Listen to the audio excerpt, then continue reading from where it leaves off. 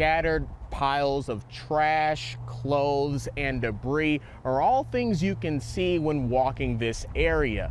But compared to earlier, this path behind me has been cleared significantly.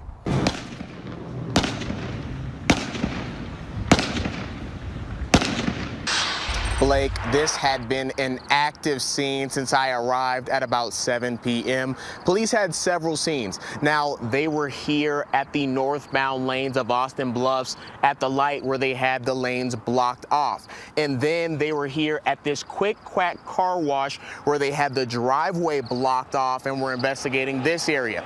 Then I'm going to take you over here to this area of the road. This is actually where the shooting happened and where police were examining bullet casings that were along the roadway. Finally, I'm going to take you to this Dutch Bros where police were speaking to witnesses, including one I spoke with who says he was standing here when he saw the whole thing unfold. For those who shop at local markets such as El Quetzal, a Latin American grocery store that imports many of its products, the price tag on a lot of these items could soon be going up. About this transition. Guys, it's really busy in here with all these great games. And the new owner, John Weiss, says he's been in the community for over 30 years. He owned weekly news outlets, the Colorado Springs Independent and the Colorado Springs Business Journal. And I had the chance to speak with him about taking on this new challenge. Already, a bunch of people have come by to this ballot box to drop off their ballots. Actually, someone came by in just this moment. Someone's doing it right now. And one thing election officials have emphasized to me is making sure voters have their signatures on those ballots so your vote can be verified. You may want to bring a backpack. Live in Colorado Springs, Cameron Dean, KKTV 11 News. This truck stop is actually a place that drivers have been seeking refuge from the storm since it started early in the week. Yeah, guys, and honestly, the wind has picked up since earlier, and I'm seeing more snow and ice on the grounds and around us since this morning. And if you'll take a look behind me, you can see a lot of these semis that have pulled off of the icy and snowy roads to take refuge. Now, this truck stop is in the restricted area. When I came out here this morning, most of the drivers I've spoken with hadn't heard of the restrictions yet. I also had the chance to speak with a big rig driver staying here about the risks of driving in this weather. Some guys take more chances than they need to. I mean, when you start feeling that low push, you pull over and stop. I mean, it just ain't worth it. Those restrictions started just a few minutes ago, and we'll be here a little bit longer and let you know what we see. Live in Monument, Cameron Dean, KKTV 11 News. Jose Barco served in the Army Infantry from 2003 to 2009, where he earned more than a dozen medals. He once protected the country and now is working to remain a resident here. He has roots in this country, and to uproot it and send him somewhere else, like he came here illegally and committed a crime entering the country, it's crazy. 39-year-old Jose Barco is a decorated veteran who served 2 tours in Iraq. When he came back, he definitely was not the same guy. Court documents show Jose was sentenced to 52 years in prison after being found guilty of attempted murder following a shooting at a party. His brother Ranier Barco says Jose did not get the help he needed after his tours of duty. I actually lived with him for a little bit of time when he returned, and his decision-making was off. He was consuming large amounts of alcohol.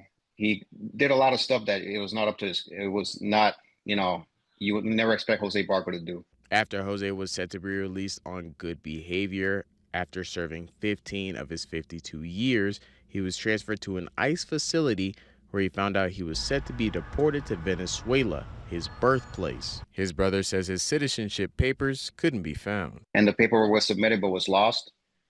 So when he was incarcerated, his alien registration card actually expired.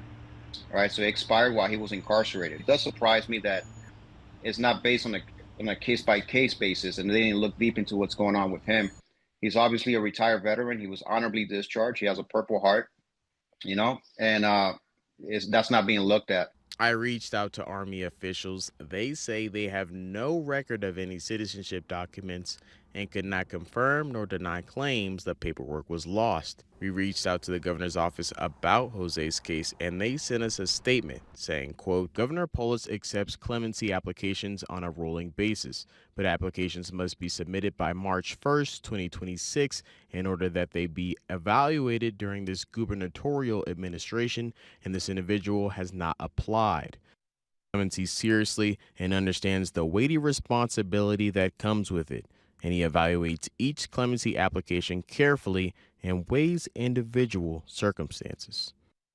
Governor Polis also said this situation shows how complicated immigration can be. Rainier tells me Jose was transferred to an ICE facility in Pearsall, Texas, and is working with a pro bono lawyer to delay being deported. We will continue to monitor this situation and update you with new developments. He should have seen the guy with the top score. He was a beast. For the past 92 years, people have stopped by this arcade for family fun. Originally opening as a gambling hall in 1933, it eventually transitioned into the penny arcade we all know and love. It's just a taste of the past. It's just fun. It's inexpensive. It's family friendly. Yes, I think it's a wonderful thing to have within driving distance of Colorado Springs. Known as one of the largest historic arcades west of the Mississippi, the Penny Arcade features classic pinball machines, fighting games, and other machines dating back nearly 100 years. It's like nostalgia for me. And then when you bring older kids, they love to be like, this is what it used to be like, the soda machines, the quarters, and so it's like kind of an eye-opening experience for a lot of little older kids. The new owner, John Weiss, explained why he took on this new venture. He wanted to sell the arcade, and he had somebody who wanted to buy it, and they were toying with the idea of maybe turning it into retail space and getting rid of the arcade. And I said, we got to preserve the arcade. We have just a lot of commercial places elsewhere in Colorado Springs, and so I think this brings a nice local feel to this community. John Weiss says he wants to preserve the arcade's classic feel, but also add new attractions as well. Maybe we can get some games from South America, from Africa, from Asia. Some of the machines from Asia are just amazing. They're so different, and we can learn a lot from other cultures.